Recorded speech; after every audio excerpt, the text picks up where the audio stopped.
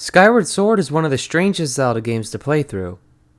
Originally released in 2011 for the Nintendo Wii, this would act as the origin story for the entire Zelda franchise, taking place at the very start of the timeline. Right off the bat, it is made abundantly clear how story-focused Skyward Sword is.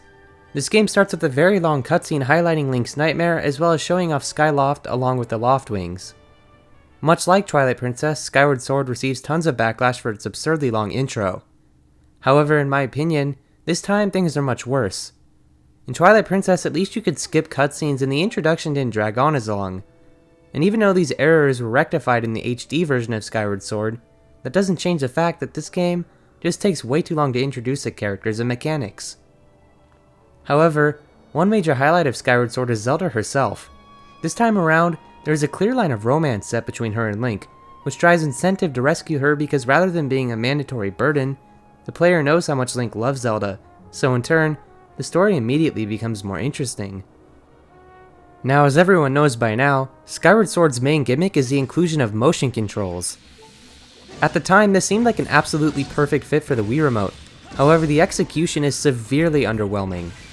Link can only swing his sword in one of 8 directions, which can make enemy encounters more painful than they need to be.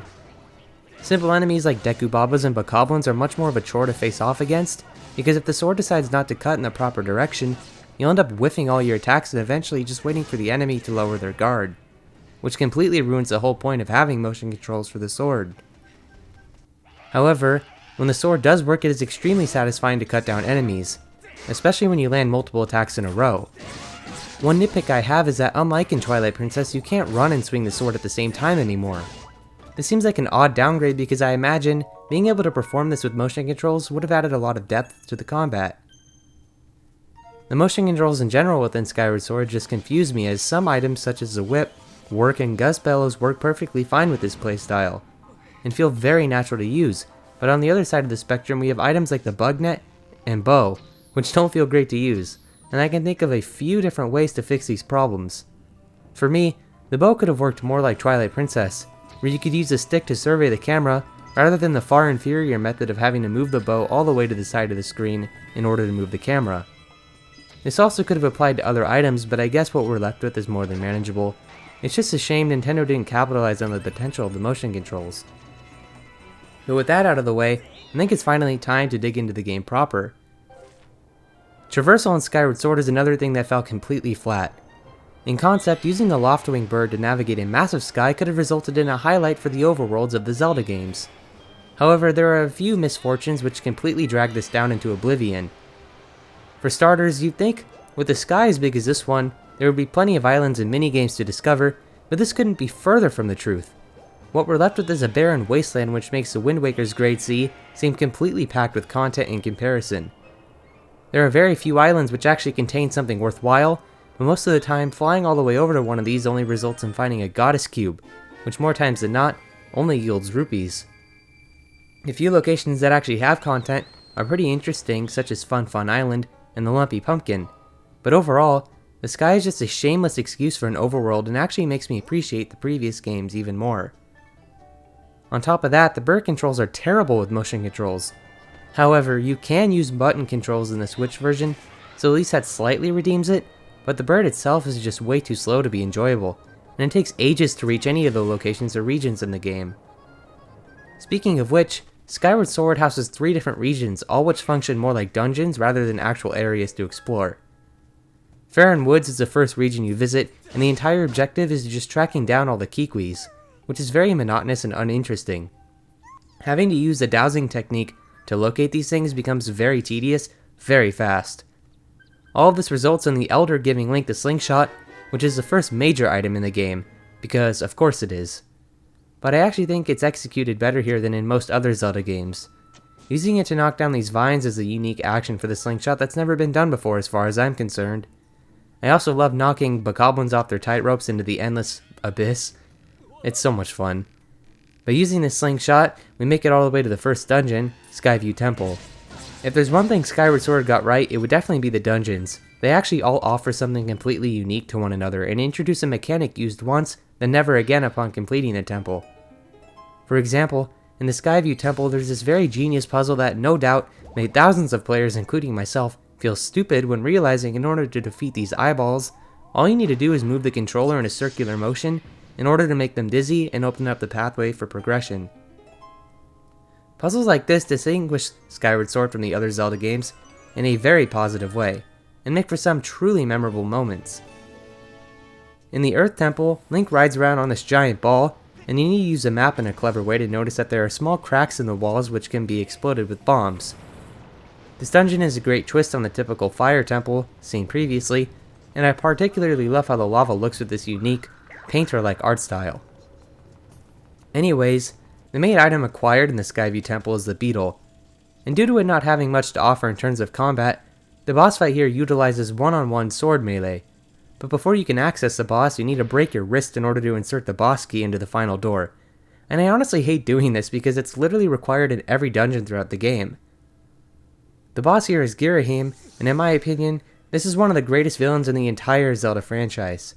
He's absolutely nuts, and every time he's on screen I become completely invested in what he has to say and what weird actions he performs. Fighting him is also very fun because it actually uses the sword in a great way. Since he also fights in a very basic manner, landing swings on him with the sword is enjoyable, and his guard doesn't constantly switch around like the bokoblins. Defeating Ghirahim unlocks the path to Zelda, which just ends up being a massive tease for Link. This is executed well here, but considering the numerous amounts of times this happens, it gets old and predictable very quick.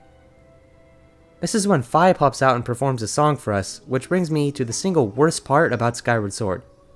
Fi acts as Link's companion, and she's by far the worst companion in the Zelda series.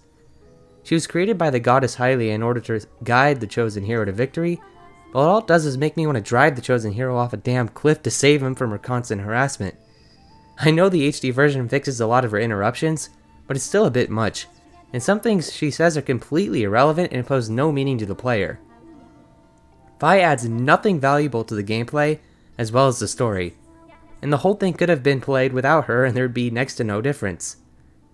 But after completing the Skyview Temple, the next destination is Eldin Volcano. As I mentioned earlier, I like the first dungeon for this area, the Earth Temple, but I really don't like the traversal which leads to the temple. I actually like how the bombs work in this game, and it's amusing how you can roll these as opposed to just throwing them. But climbing all the way to the top becomes very tedious, mainly due to there only being one very strict way to the top. There's literally not an ounce of room for exploration here, which causes the whole thing to become a massive drag. The third and final region is Lanayru Desert, which still requires linear puzzle solving in order to uncover the dungeon, but it's probably the best region in the game due to how open it is. It's not great, but it's definitely the closest to exploration this game ever offers. The problem with these three regions isn't the theming themselves, but rather the fact that they are visited a total of 3 times each. This adds up to a frightening amount of filler, which creates a very one-and-done experience. I have played Skyward Sword the least amount of times out of any Zelda game, and one of the biggest reasons for this is because of the repeated overworld usage. The first time visiting each of these regions is fine enough, because they are fresh and new, but after this the whole game just sort of falls apart slowly over its remaining course. Now I will admit I love the Silent Realms used in each location, and this is for many reasons. The Silent Realms are basically just the bug hunting from Twilight Princess done right. The atmosphere in these sections is nothing short of brilliant, and create by far one of the most intense and stressful situations in the entire series. The main goal is to collect all the tears scattered throughout the environment without getting caught by the Guardians, and these Guardians are just plain terrifying. Their design is genius because rather than looking evil, they actually look like the goddess herself created them as more of a test rather than an actual threat, because if they hit you, all that happens is the trial restarts. They don't actually kill Link. And another thing I love about the Silent Realms is that they actually make good use out of the rehashed regions. Since you have no items or sword, you're forced to come up with different solutions as to how you can obtain all the sacred tears, and this becomes a very enjoyable experience and a respectable challenge. Completing a Silent Realm rewards Link with a gift from the goddess, which acts as the way to progress to the next dungeons within the different regions. This is where things really start to become monotonous, and while I think using the new items to unlock different areas of the regions is interesting in theory, it's just not executed well here at all. The progression usually ends up being absurdly tedious, such as the swimming in Faron Woods, or the water collecting in Eldin Volcano. The only area which succeeded in this aspect was the Lanayru Desert. Using the time shift stones to travel through a once sprawling sea is incredibly interesting, and one of the most intuitive concepts ever seen in a Zelda game. The time shift stones are carried on throughout this entire section, and even used in the next dungeon, the sand ship. Rather than being multiple time shift stones like there were in the main remining facility, there's only a single stone placed directly in the middle of the ship, which brings the ship either forward or backward in time. This dungeon is extremely brilliant, and one of the few examples of the game actually testing the player's mind and making them thoroughly think through a problem. The rest of the dungeons are great too. The second temple in the Faron province is the Ancient Cistern, which is one of the most beloved dungeons of all time. You also get the whip here, which is probably the most enjoyable item in the entire game. The motion controls fit this item like a glove, and using it feels like secondhand nature. The dungeon itself starts out very serene and peaceful with surreal music, but around halfway through, you bury the statue underground and visit this hellish counterpart of the serene area traversed in the beginning. This place is super inventive, and the decision to turn all the bokoblins into zombies was a particularly nice touch. The best part about all of this is the ending, where you have to desperately climb your way out of the underground on this tiny thread while zombie bokoblins chase after Link and try to grab him. This place is very satisfying to unravel and is a genuinely perfect challenge.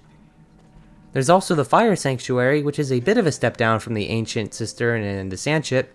It's still an okay dungeon, and the magma mitts offer a nice change of pace for the player. Crawling around underground gets boring after a bit, but it's still a cool concept which makes for interesting puzzles within a dungeon. Now the bosses in Skyward Sword certainly vary in quality. Scaldera is defeated much like King Dodongo from Ocarina of Time, and it's clear that that's where the inspiration for this boss was. Moldarok is a pretty underwhelming battle, as trying to deal with its claws can be frustrating, especially with the motion controls not working well. The Imprisoned is one of, if not the worst boss fights out of the whole series. The main issue here stems from the fact that you have to fight this thing 3 different times throughout the game, which is the definition of lazy filler. This fight could have been vastly improved if Nintendo just decided to make it one long and exhilarating battle, but they split the stupid thing into 3 separate encounters which grow more exhausting with each second that passes by. They attempt to make things more interesting by using Groos's machine to launch bombs at it, but this does little to redeem the Imprisoned of its absolutely abysmal mechanics. On the brighter side of things, Koloktos is considered to be one of the greatest boss battles in the franchise, and with great reason. Using motion control to rip this thing apart with its own limbs is nothing short of fascinating. You really do feel like you're tearing it to shreds, and it's one of the best ways motion controls has ever been implemented in any game.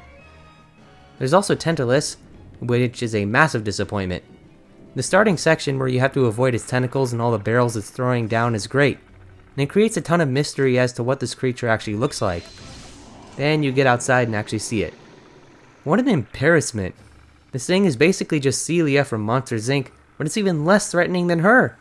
He's just a big fat lumpy version of her, and all you do is shoot him in the eye with your bow, then slice it up. There's also this incredibly forgettable fight with the parasite on Levias' back. It's not bad, just extremely basic. Then there's the other fights with Ghirahim, which are obviously enjoyable because he's insane, and over time he gets stronger and more difficult. I especially love the final encounter with him, and each phase utilizes the motion controls in a great way. Demise is the final fight in the game, but I'll touch on that later. For now, I want to mention Skyward Sword's soundtrack. This was the first Zelda game which was fully orchestrated, and while I think parts of it sound beautiful, I'm honestly not the biggest fan of it. I think it fits cutscenes and boss fights very well, but the overworld theme while flying around doesn't sound nearly as good as something like the Great Sea from the Wind Waker, which was definitely not orchestrated. This style just makes certain parts of the game sound a bit underwhelming, and leaves the soundtrack less memorable than the other Zelda games. But that's just my opinion. If you love the soundtrack, I totally understand and respect that. It's just not my personal favorite in the series. On top of that, it seems like the best songs were used in very short sections of the game, such as Fi's introduction and Farewell.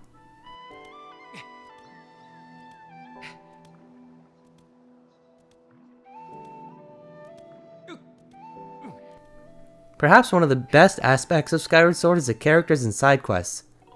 Now, I'm not a big fan of most objectives for the side quests, as it usually just ends up in fetching something and bringing it to someone. What makes these great is how the characters react.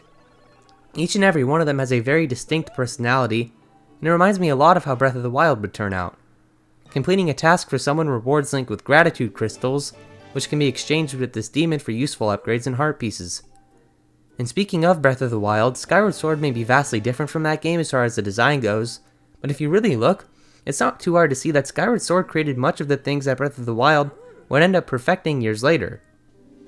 For example, the stamina meter appears for the first time in this game, which is a much better option than rolling around all the time. Eventually, Breath of the Wild would improve on this by dropping the roll mechanic entirely and also offering upgrades to the stamina meter. There's also the upgrade system, which isn't great, but definitely acts as a great predecessor to Breath of the Wild system. So after you complete the 3 areas for a second time, you gotta go back to each one of them for the 3rd time, as I mentioned earlier. Now this right here is when Skyward Sword throws out all chances of replayability in a tragically humiliating way. This entire part could have been cut out completely and the game likely would have been much better because of it. So basically you need to travel to each region in order to learn parts of the hero's song from the 3 dragons. I'm specifically talking about the water dragons portion, which is a literal nightmare. Collecting tad tones is no way fun, inventive, or interesting in the slightest. What we have here is a complete waste of time, and it's just blatant example of padding. It also makes no sense at all considering how many times Link has already proven himself worthy of the song to this dragon. The Eldin section is at least more interesting than the water part, with the stealth section requiring you to reclaim all of Link's lost items located throughout the area. This is a very cool concept, but it's executed poorly. The whole thing just drags on and takes way too long to play itself out, but at least the Fire Dragon just gives Link the song and doesn't require him to complete some arbitrary tasks like before. The Lanayru part is very forgettable as you basically just transport the Timeshift Stone all the way to the Thunder Dragon, who's actually dying, so you need to save him by growing a tree containing a fruit that can heal any sickness. After giving this fruit to Lanayru, he teaches you the final song of the hero, and that unlocks this optional boss rush section where if you defeat enough enemies in a row, Link gets the Hylian Shield, which is completely indestructible. I actually really like this part because since it's optional, it's able to be as difficult as developers want. And this is one of the few real challenges in Skyward Sword with great payoff as well because earning an indestructible shield is very useful for the endgame. Speaking of which, now that you've collected all parts of the song from the dragons, you can now head back to the Levias and learn the full song of the hero, which actually sounds great. This opens up the final Silent Realm, which takes place on Skyloft. This is pretty unexpected the first time around, and this is by far the most terrifying Silent Realm. The Guardians and Tears are in tough places now, but completing this unlocks the final goddess gift, which is the other eye of this bird statue. Once you return the eye back to the bird, the final dungeon is opened up. This is the Sky Keep, which I'm honestly not the biggest fan of. Don't get me wrong, this is a great dungeon, with some truly devious puzzles, but I really hate these sliding block puzzles, as I just feel like they are way too complicated, and they don't have enough time to introduce the player to the central mechanic before things get super difficult. Or maybe I'm just dumb. I don't know. You collect the Triforce here, which I find kinda crazy. Like in all the past Zelda games, even containing one part of the Triforce is a huge deal.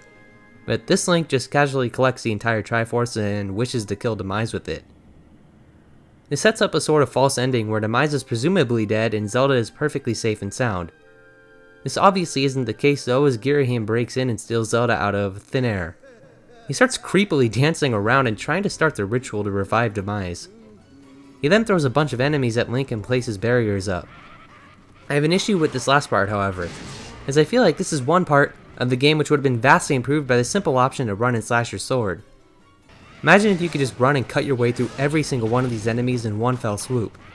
It would have been much more satisfying and made Link appear more angry and desperate, which would have immensely improved the experience. Anyways, once reaching the bottom, it is revealed that Ghirahim was actually successful in completing the ritual, which fully revives Demise. One thing I really like is how Ghirahim is revealed to be the evil counterpart of Fi. His spirit gets sucked into Demise's sword, creating a twisted evil version of the Master Sword. I thought this was very well done and gives a great ending to Ghirahim's character. Demise is a pretty well written villain, as he actually respects Link for standing up to him and not cowering away, even going as far as to create an environment for them to fight in which is completely free of distractions. The fight against Demise is pretty fun and makes great use of the motion controls. The first phase isn't too interesting, but once you knock him down and start phase 2, things completely change. I love the atmosphere in this room, and the harsh blue lighting completes the look and creates a stunning final few minutes. This fight is actually pretty hard if you don't know what you're doing. I love using the Skyward Strike to ignite the sword in lightning and hurling a beam at Demise. And flying into the air, plunging right into him is extremely satisfying. He then places a curse on Link in Zelda, which basically just describes why Ganondorf exists and is pretty meaningless in the grand scheme of things. After this, the game attempts to be emotional by sealing Fi away in the Master Sword forever, but it's not effective at all considering that she spent the entire time annoying the everlasting life out of the player. If they wanted this to craft any impactful feelings, they shouldn't have even made her a spiritual robot in the first place. The Legend of Zelda Skyward Sword is one of those games you just don't play multiple times unless you wait years between each playthrough. While it may have its merits, there are just far too many things weighing it down from reaching the level of other Zelda games. You gotta have respect for Skyward Sword in some way, however, as it did help Nintendo realize what not to do for the future installments in the franchise. Skyward Sword walked so Breath of the Wild could run, and that's just a simple fact. In the next video, I'll be looking at the most influential Zelda game and possibly the greatest game of all time, Breath of the Wild, so I hope you'll join me then. Thanks for your support.